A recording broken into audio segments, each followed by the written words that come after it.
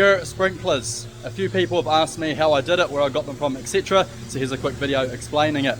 So we got all these parts from Irrigation Warehouse in Christchurch or Rangiora.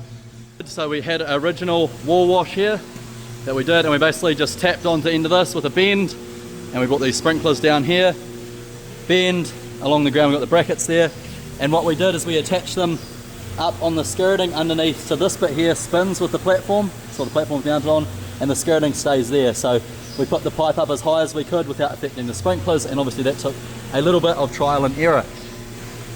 And we only did them for the last probably third, for the last 1/3 of the platform. From we have our door here to cups off there, so last third-ish of the platform, and that's where the cows shit 95% of the time anyway, so it keeps it nice and clean. Now it's not 100% perfect, obviously on hot days it can still dry out a bit. There's a few patches that get missed, and we're constantly still tweaking them, bearing in mind we've only had it set up for probably 4 or 5 days, if that, so we're constantly tweaking it. We might have put in 1 or 2 more sprinklers. As for water use, I wouldn't have a clue whatsoever, unfortunately, of how much more it is used. I think it's a touch more, but for me it's worth it. It keeps the cowshed cleaner. It's much easier for staff to want to keep the wall clean, and it just reduces our friction. One of the things that I think is the hardest barrier to getting people to do stuff, well, that is the barrier, is essentially the friction of how difficult it is to do that task. Things like spraying, cleaning the cowshed that people tend to hate doing, you got to make it easy for them. So that's what we're trying to do with that, reducing the friction. I'll show you what our next plan is. Cups on, probably do it for the first whatever 6-7 sets of cups, and that'll come to whatever that is about here.